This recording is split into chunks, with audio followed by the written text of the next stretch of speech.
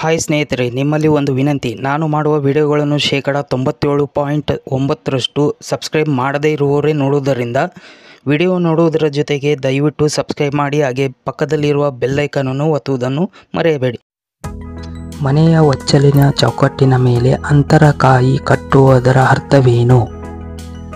ಮನೆ ಅಂತ ಬಂದಾಗ 4 ಚೌಕಟ್ಟಿನಿಂದ ಕೂಡಿಕೊಂಡಿರುತ್ತದೆ. ಅದರಲ್ಲಿ ಅಡುಗೆ ಮನೆ, ಮಲಗುವ ಕೋಣೆ, ಮನೆ ಒಳಾಂಗಣ ಆಗಿರುತ್ತದೆ.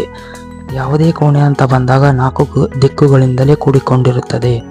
ವಿಷಯಕ್ಕೆ ಬಂದರೆ ಮನೆಗೆ 4 ದಿಕ್ಕುಗಳು ಹೇಗೆ ಮುಖ್ಯವೋ, ಮನೆಯ ಒಳಿತು ಮತ್ತು ಕೆಡುತಿಗೂ ಮನೆಯ ಚೌಕಟ್ಟು ಮುಖ್ಯ ಆಗಿರುತ್ತದೆ.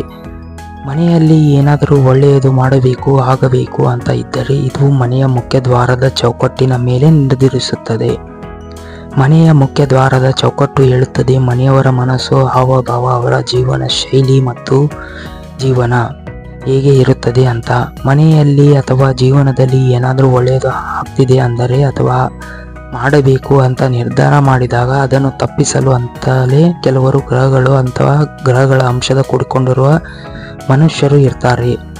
ಅದರಿಂದ ತಪ್ಪಿಸಿಕೊಳ್ಳಲು ಅಥವಾ ಅದರಿಂದ ಭವಿಷ್ಯದ ದೃಷ್ಟಿಯಿಂದ ನಾವು ದೇವರ ಮೊರೆ ಹೋಗ್ತೀವಿ.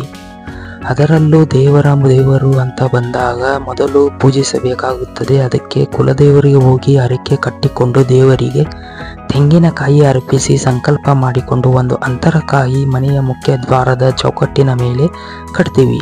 ಇದರಿಂದ ಆಯುಷ್ಯ, ಅಭಿವೃದ್ಧಿ, ಧನಲಾಭ, ಸಂತತಿ, ಶತ್ರುಗಳ ಕಾಟದಿಂದ ಆಗುವ ಸಮಸ್ಯೆಗಳು ನಿರ್ವಹಣೆ ಆಗುತ್ತದೆ. ಹಾಗೂ ಈ ಕಾಯಿ ಅಕಸ್ಮಾತ್ 48 ದಿನಗಳ ಒಳಗಡೆ ತಾನಾಗೇ ಒಡೆದು ಹೋದರೆ ಅಥವಾ ಬುರುಸು ಬಂದರೆ ದುಷ್ಟ ಶಕ್ತಿಗಳ ಪ್ರಭಾವ ಅತಿಯಾಗಿ ಇದೆ ಅಂತ ಅರ್ಥ ತೋರಿಸುತ್ತದೆ. ಪ್ರೀತಿಯಿಂದ ಧನ್ಯವಾದಗಳು, ನಮಸ್ಕಾರ. ಇನ್ನೂ ಹೆಚ್ಚಿನ ನನ್ನ ವಿಡಿಯೋಗಳು, ಮಾಹಿತಿಗಳು ತಿಳಿಯಬೇಕಾದರೆ ನನ್ನ ಯೂಟ್ಯೂಬ್ ಚಾನಲನ್ನು ಸಬ್ಸ್ಕ್ರೈಬ್ ಮಾಡಿ, ಲೈಕ್ ಮಾಡಿ, ಶೇರ್ ಮಾಡಿ. ಪ್ರೀತಿಯಿಂದ ಧನ್ಯವಾದಗಳು, ನಮಸ್ಕಾರ.